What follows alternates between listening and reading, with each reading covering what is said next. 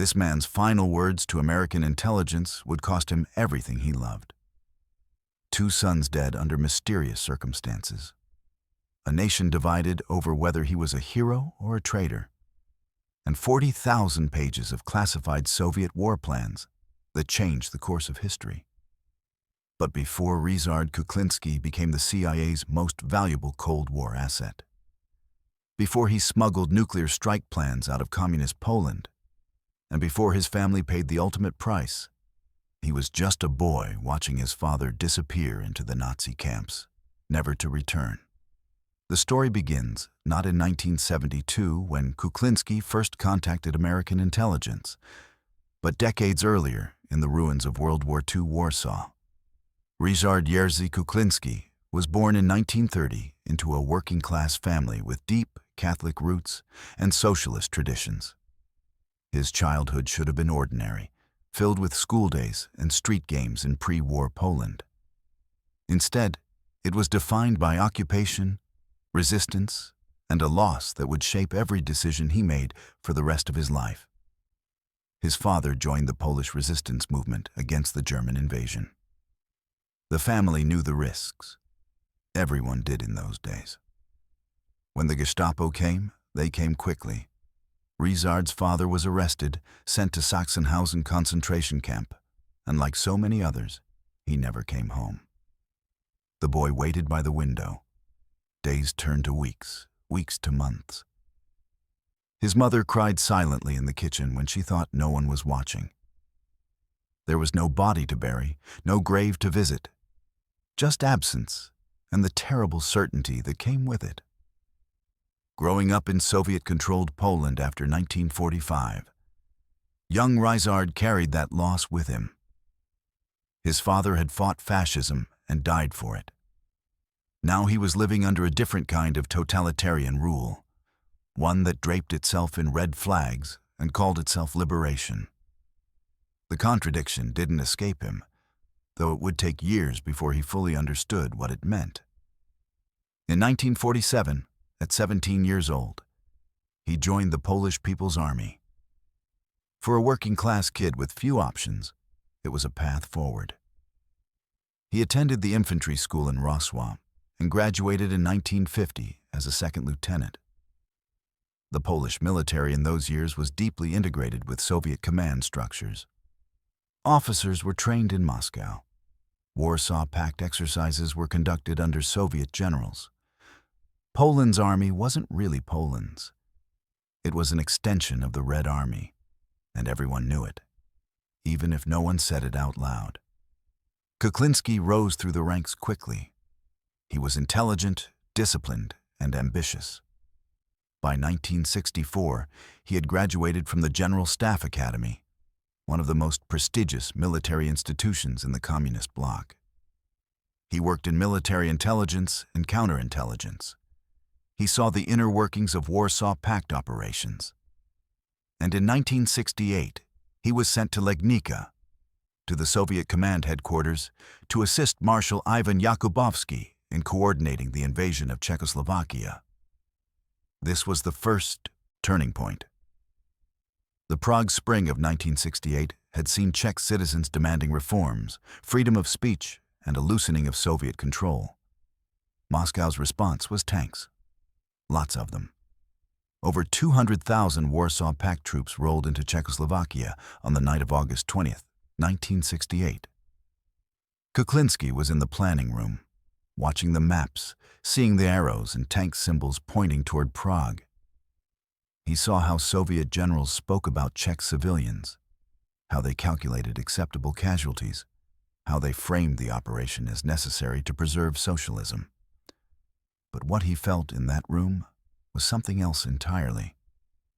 He later described the invasion as an unforgivable mistake, a betrayal of the socialist ideals he had once believed in. Watching the operational plans unfold, seeing his own Polish forces being used to crush a neighboring nation's hopes for reform, something inside him broke. He began to question not just the mission, but the entire system he served. If Czechoslovakia planted the seed of doubt, the events of December 1970 turned it into resolve. That winter, the Polish government raised food prices dramatically, triggering massive strikes along the Baltic coast. Workers in Gdansk, Gdynia, and Szczecin took to the streets. They weren't demanding the overthrow of communism. They were asking for bread they could afford. The regime's response was brutal. The Polish army was deployed against its own citizens. Tanks rolled into shipyards. Soldiers, many of them young conscripts, were ordered to open fire on unarmed protesters. At least 40 people were killed, hundreds more wounded. Kuklinski was stationed at military headquarters during the crackdown. He heard the radio reports. He saw the orders being issued. He watched as Polish officers coordinated the suppression of Polish workers. Years later, he would say that this was the moment he knew he could no longer remain silent. The army he had dedicated his life to was being used not to defend Poland, but to terrorize its own people. By early 1972, Kuklinski had made a decision that would define the rest of his life. He was now a colonel in the Polish General Staff's Operations and Strategic Planning Division. He had access to some of the most sensitive military intelligence in the Warsaw Pact. Soviet nuclear strike plans against NATO. Technical specifications for new Soviet weapon systems. Detailed maps of air defense networks across Poland and East Germany. Contingency plans for martial law inside Poland itself. And he decided to give it all to the Americans. Not because he believed in capitalism or Western democracy in some abstract sense, but because he believed Poland was being prepared as a sacrificial pawn in a Soviet war against the West. He saw the operational plans. He knew that in the event of conflict, Poland's territory would be the front line, the killing ground, the place where nuclear weapons would be used first and questions asked later. In the spring of 1972, Kuklinski sent an anonymous letter to the American embassy in Bonn, West Germany. He identified himself only as an officer from a communist country who had access to critical intelligence and wanted to meet. The CIA responded. A contact was established. And on a rainy afternoon in a quiet Bonn cafe, Colonel Ryszard Kuklinski became Jack Strong, the code name that American intelligence would use for him for the next 9 years. The CIA officer sitting across from him that day asked the question that always comes first in these meetings. Why are you doing this? Kuklinski's answer was direct. He wasn't doing it for money.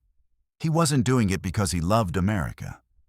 He was doing it because Soviet war plans treated Poland as expendable, and he refused to stand by while his country was turned into ground zero for World War III. If you've ever wondered what it takes for someone to betray everything they've sworn to protect, you're starting to understand. It's not about ideology. It's about watching your own government prepare to annihilate your own people and realizing you're the only one in a position to stop it. But what Kuklinski didn't know, couldn't know, as he sat in that Bonn cafe shaking hands with an American intelligence officer, was that this decision would eventually destroy his family. That his sons would die under circumstances so suspicious that even decades later, people would still be asking questions, and that 50 years after his first meeting with the CIA, his own country would still be divided over whether to call him a hero or a traitor. What he was about to do next would expose the largest intelligence breach in Soviet Cold War history. And the price would be measured not in rubles or dollars, but in blood. What happened next would make Kuklinski the most valuable intelligence asset the United States had ever run inside the Soviet bloc. But it would also turn his home into a prison of secrets, his family into unwitting accomplices, and every moment of his life into a high-wire act where one mistake meant death. The CIA gave him the code name Jack Strong, and for 9 years, from 1972 to 1981, he would deliver intelligence so sensitive that American military planners would later say it fundamentally changed how NATO understood Soviet war doctrine. But before we talk about the documents he stole, you need to understand how he did it. Because the mechanics of espionage, the actual day-to-day reality of living a double life, is something most people never grasp until they see it up close. Kuklinski worked in the Operational Planning Division of the Polish General Staff in Warsaw. His office was inside a secure military complex where access was strictly controlled, documents were logged in and out, and surveillance was constant.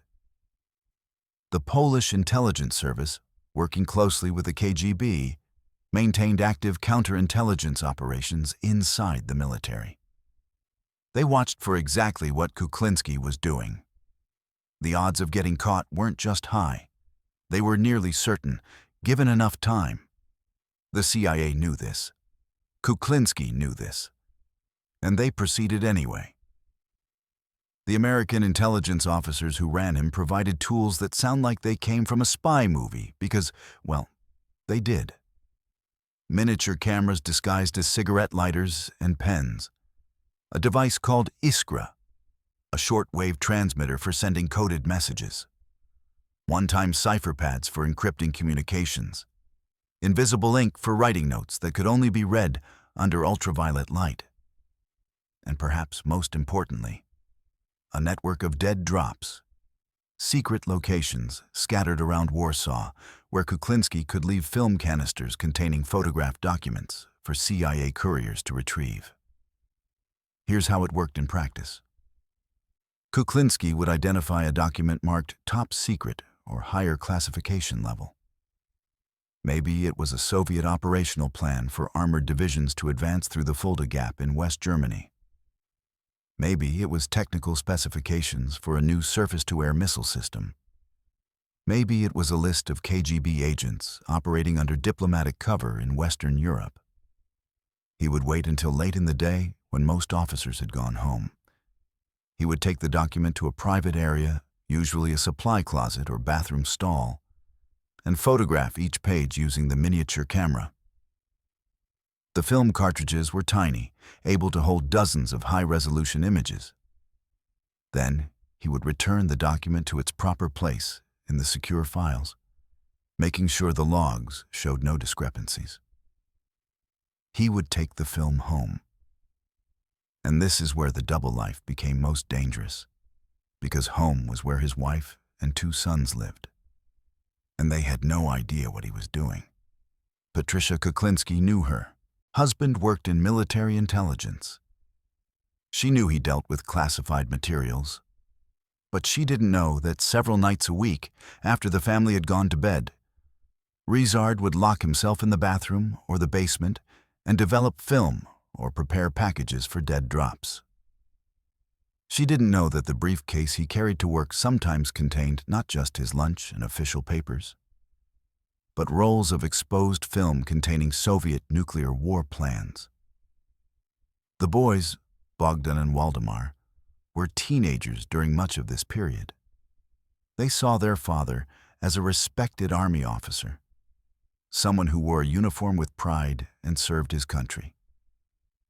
They had no way of knowing that the man who helped them with homework and took them fishing on weekends was simultaneously committing what the Polish government would later call the greatest act of treason in the nation's history. American intelligence analysts who received Kuklinski's materials couldn't believe what they were seeing. One CIA officer who worked on the case later wrote that the first package they received from Jack Strong contained operational plans that were so detailed, so sensitive, that there was initial suspicion it might be a Soviet deception operation. Nobody gives away intelligence this valuable unless they're trying to manipulate you. But as more packages arrived, as the documents were cross-referenced and verified against other intelligence sources, the realization set in. This was real, and it was catastrophic for Soviet war planning. Among the materials Kuklinski provided were Soviet plans for a first strike against NATO using tactical nuclear weapons on West German territory. The assumption in Moscow was that NATO would hesitate to use nuclear weapons on its own soil, giving Soviet forces a window to advance rapidly using nuclear artillery and short-range missiles. American planners had suspected this strategy existed. But Kuklinski provided the actual operational documents, including target lists and strike timelines. This intelligence allowed the United States and NATO to reconfigure their defensive posture, placing more emphasis on hardening command and control centers and developing rapid response capabilities. He also provided complete technical specifications for the T-72 main battle tank, which was at that time the most advanced armored vehicle in the Soviet arsenal. American military engineers used this information to develop countermeasures and train NATO forces on the tank's vulnerabilities. He delivered detailed maps showing the locations of air defense systems across Poland and East Germany, intelligence that would prove critical in any air campaign. He provided information on Soviet methods for avoiding detection by American spy satellites, including camouflage techniques and the timing of military movements. And perhaps most importantly, in the long run, he provided advance warning of the political crisis that would engulf Poland at the end of the 1970s and set the stage for his eventual escape. But what kept him going? Money wasn't the motivator. The CIA offered him payment, and he took some, but by all accounts, it was minimal. He wasn't living a lavish lifestyle. He wasn't planning to retire rich. Years later, when asked why he did it, his answer was always the same. He saw the Soviet war plans, and he understood that Poland was designated as the battlefield. In the event of NATO-Soviet conflict, Polish territory would be where nuclear weapons were used first. Cities would be vaporized. Millions of Polish citizens would die. And the Soviet planners treated this as acceptable, even preferable, because it kept the war away from Russian soil. Kuklinski believed he was serving Poland by preventing this scenario. He saw himself not as a traitor to his country, but as perhaps the only person in a position to save it from annihilation. Whether that justification holds up under scrutiny is something people still argue about today. But it was what kept him going through 9 years of unimaginable stress. If you've ever felt the weight of carrying a secret that could destroy your life, multiply that feeling by 1,000. That was Kuklinski's existence every single day. One wrong move, one document logged incorrectly, one suspicious colleague, one surveillance camera in the wrong place, and it was over. Not just for him, for his wife, for his sons, for everyone he'd ever worked with at the CIA. The Polish security services executed people for far less than what he was doing. And then came 1980, and everything accelerated. The Solidarity movement exploded across Poland that summer. What started as a strike at the Gdańsk shipyards turned into a nationwide workers' uprising demanding free trade unions, freedom of speech, and an end to Communist Party control. By September, over 10 million Polish workers had joined Solidarity, making it the largest anti-communist movement in Eastern Bloc history. The Soviet Union watched with growing alarm. Leonid Brezhnev, the aging Soviet leader, began making phone calls to Warsaw, demanding that Polish authorities crush the movement.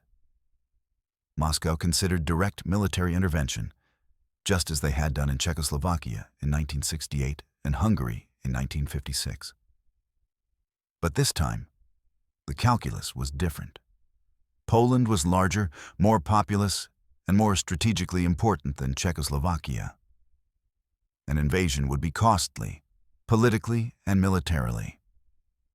So instead, the Soviets pushed Polish General Wojciech Jaruzelski to implement martial law, using Polish forces to suppress Polish citizens and avoiding the international backlash that a Soviet invasion would trigger. Kuklinski was in the room where these plans were being drafted, literally. He sat in meetings where Polish and Soviet officers discussed which military units would be deployed to which cities, which opposition leaders would be arrested first, which television and radio stations would be seized, which factories would be occupied by troops. The plan was called Operation Spring, and it was meticulous. Thousands of people were to be detained in the first 48 hours. Communications would be cut. Curfews would be enforced. The country would be locked down. And Kuklinski photographed all of it. He sent it to the CIA. And the Americans faced a terrible dilemma. If they warned Solidarity leaders about the coming crackdown, they might save lives. But they would also expose their source. Kuklinski would be identified and executed. If they stayed silent, thousands of Poles would be arrested, possibly killed, and the Americans would have done nothing to stop it despite having advanced knowledge. The CIA chose to protect Kuklinski. They didn't warn Solidarity. This decision remains controversial to this day, especially in Poland, where some Solidarity veterans feel betrayed by American intelligence. But from the CIA's perspective, Kuklinski was providing intelligence that went far beyond Poland. He was giving them insight into Soviet nuclear strategy, Warsaw Pact military capabilities, and the inner workings of communist decision-making at the highest levels. Losing him would mean losing the most valuable intelligence source the United States had in Eastern Europe. So they kept quiet. And they prepared for the worst, because by late 1981, there were signs that Kuklinski's cover might be unraveling. A Polish intelligence officer codenamed Prorok, meaning prophet, had begun investigating irregularities in document handling within the general staff. The investigation wasn't targeting Kuklinski specifically, not yet, but it was getting uncomfortably close to his area of operations. Meanwhile, martial law was about to be declared, which would mean heightened security, more checkpoints, more surveillance, and far less freedom of movement. The window for getting Kuklinski out of Poland was closing rapidly. In early November 1981, the CIA sent an emergency message to Jack Strong. "Prepare your family to leave the country. Give us a date. We'll handle the rest." Kuklinski had always known this moment might come. But knowing something intellectually and facing it in reality are two very different things. He would have to leave behind everything. His career, his friends, his country, his entire identity. He would become a fugitive, a traitor in the eyes of his own government, hunted by Polish and Soviet intelligence services for the rest of his life. And he would have to do it without telling his wife and sons the real reason why until the very last moment. The CIA planned the extraction with extreme care. It would have to happen before martial law was declared, but not so early that it would arouse suspicion. It would require diplomatic cover, forged documents, multiple vehicles, and split-second timing. And if anything went wrong, if they were stopped at a checkpoint, or if Polish security forces had advance warning, everyone involved would either be killed or spend the rest of their lives in prison. On the night they left Warsaw, Kuklinski told his sons they were going on a short trip. Just a few days. Nothing to worry about. The boys packed light, excited for what they thought would be a small adventure. His wife knew something was deeply wrong, but she trusted him enough not to ask questions yet. They climbed into a car with diplomatic license plates, driven by a CIA officer posing as an American embassy employee. And as they pulled away from their apartment building for the last time, Kuklinski looked back at the city where he'd been born, where his father had lived and died, where he'd served in the army for over 30 years. He would never see it again as a free man.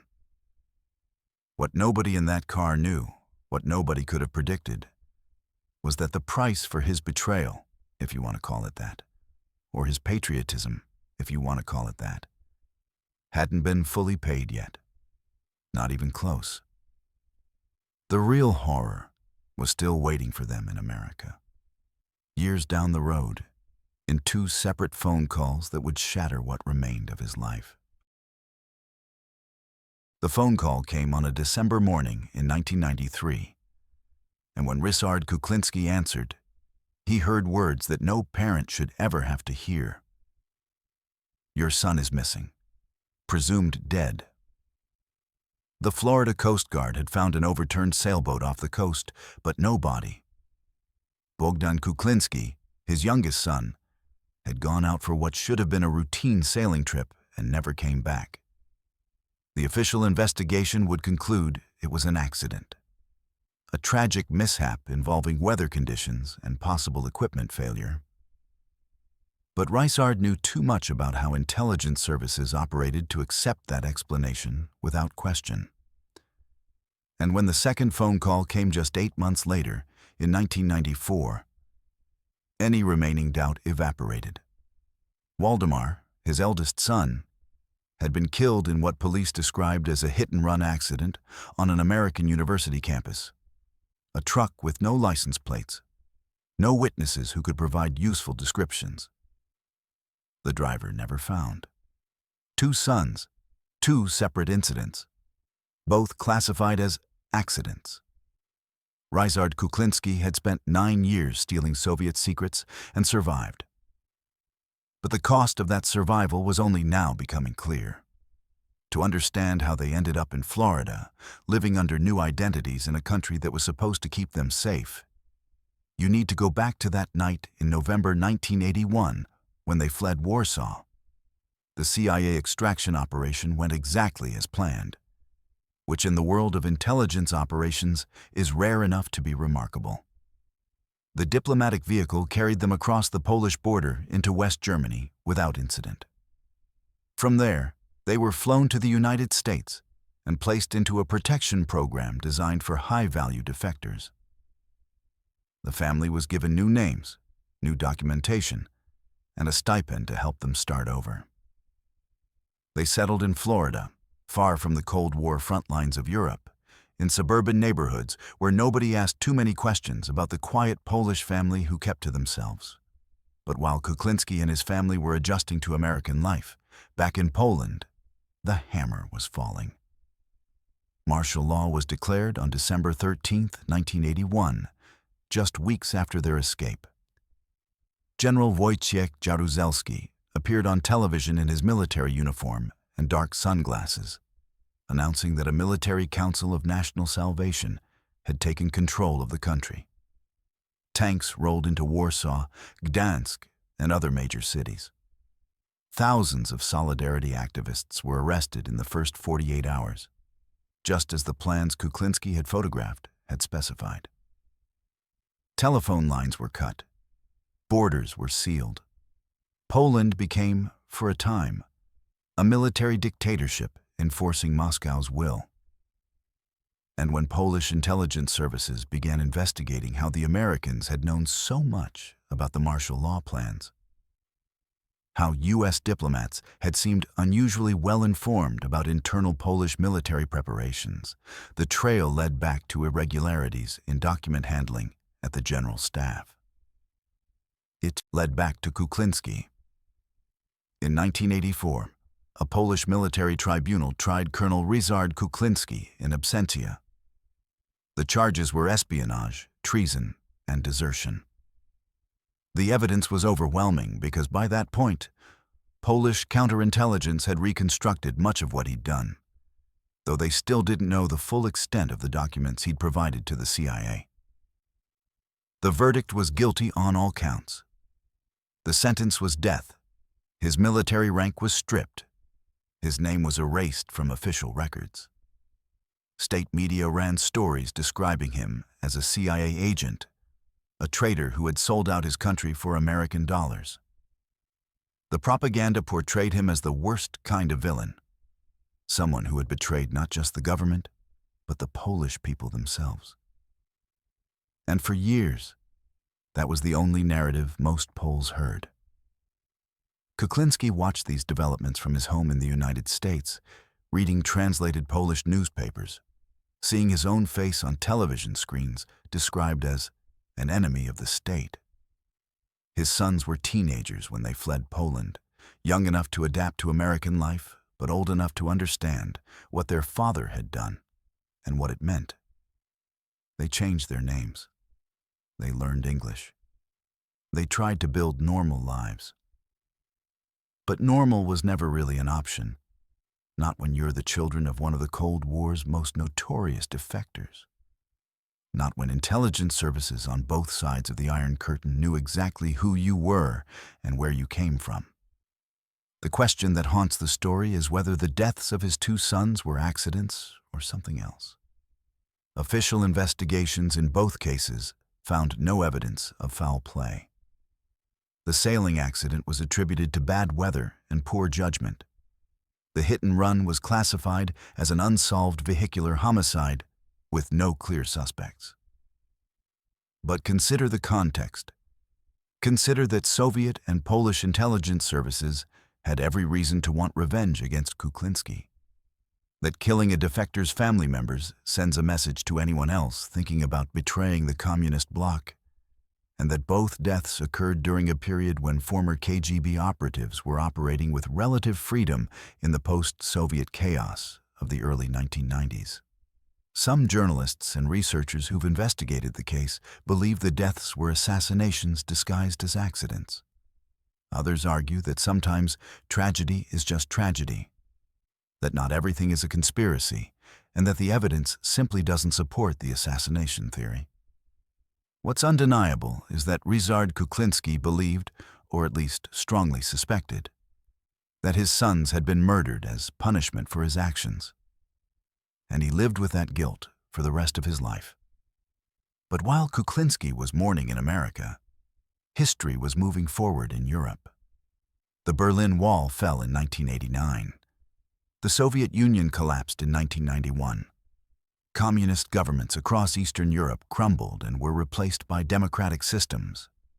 And in Poland, questions began to emerge about Kuklinski's case. Had he really been a traitor? Or had he been trying to save Poland from becoming a nuclear battlefield? In 1995, his death sentence was commuted to 25 years in prison. In 1997, the conviction was overturned entirely. And in 1998, Ryszard Kuklinski returned to Poland for the first time in 17 years. No longer a fugitive, but a free man whose legal status had been rehabilitated by the post-communist government. The reception he received was complicated, to put it mildly. American intelligence officials had lobbied hard for Kuklinski's exoneration, seeing it as an important symbolic gesture as Poland prepared to join NATO. And indeed, in 1999, Poland officially became a NATO member, aligning itself with the Western alliance that Kuklinski had secretly served throughout the 1970s and 1980s. But among ordinary Poles, opinion remained divided. Surveys conducted in the late 1990s showed roughly equal numbers of people viewing him as a hero, a traitor, or something in between. Some saw him as a patriot who had prevented Soviet invasion and saved countless lives. Others saw him as a man who had violated his military oath and provided classified information to a foreign power, regardless of his motivations. Even Lech Wałęsa, the legendary Solidarity leader who became Poland's first democratic president, was reluctant to fully embrace Kuklinski, offering measured praise but never calling him an outright hero. The ambiguity was perhaps best symbolized by what happened to his statue. In 2006, 2 years after Kuklinski died of a stroke in Tampa, Florida, at the age of 73, the city of Krakow erected a statue in his honor. It showed him in military uniform, standing at attention, a tribute to the man some called Poland's first NATO officer. Within months, the statue was vandalized. Spray paint covered the bronze surface. The words traitor and CIA were scrawled across the base. It happened again and again. Even years later, people were still defacing the monument, still unable to agree on whether the man it depicted deserved honor or condemnation. Kuklinski was buried with full military honors in Warsaw's Połąski Military Cemetery, in a section reserved for distinguished officers. His son Waldemar, whose death in that American parking lot had never been fully explained, was buried beside him. At the funeral, American embassy officials stood alongside Polish military officers, an image that would have been unthinkable just 2 decades earlier. In 2016, long after his death, the Polish government posthumously promoted him to the rank of Brigadier General, a final recognition of the value his intelligence had provided, not just to the United States, but to Poland itself by helping to avoid the catastrophic war scenario he'd feared. But here's what makes Kuklinski's story so difficult to process, and why people still argue about it today. He was objectively guilty of espionage. He did violate his military oath. He did provide classified information to a foreign intelligence service. And he did so knowing that if he were caught, he would be executed. Yet his motivations weren't mercenary. He barely took money from the CIA. He didn't do it for ideology or because he loved capitalism.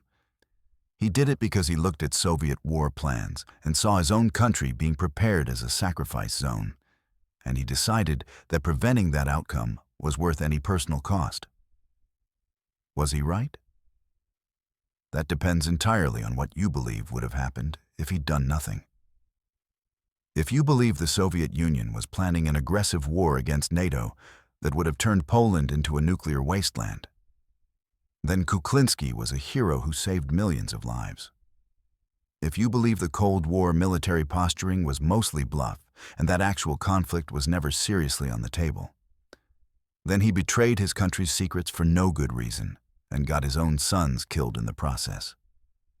The CIA awarded him the Distinguished Intelligence Medal, one of the highest honors American intelligence can bestow, and he remains one of the very few foreign nationals ever to receive it. The 40,000 pages of classified documents he provided are still considered among the most valuable intelligence hauls of the Cold War. American military strategists credit him with fundamentally changing NATO's defensive posture in Europe and potentially preventing a Soviet first strike scenario that might have led to World War III. But none of that brought his sons back. None of that erased the years of living in fear, the paranoia, the isolation, the knowledge that he could never truly go home, because even after legal rehabilitation, he would always be a controversial figure. So what do you call a man who betrayed his government to save his country? What do you call someone who stole secrets that might have prevented a nuclear war, but whose children paid the price? Ryszard Kuklinski died believing he'd done the right thing, but also knowing that the cost had been catastrophic. And maybe that's the real lesson here, that in the world of intelligence and geopolitics, there are rarely clean victories or simple heroes. There are just people making impossible choices and living with the consequences, whatever those might be. Some people will always see Kuklinski as a traitor who sold out Poland to the Americans. Others will see him as a patriot who prevented apocalypse. The truth, uncomfortable as it is, might be that he was both at the same time. And the statue in Krakow, covered in spray paint and still standing, is probably the most honest monument anyone could have built for him.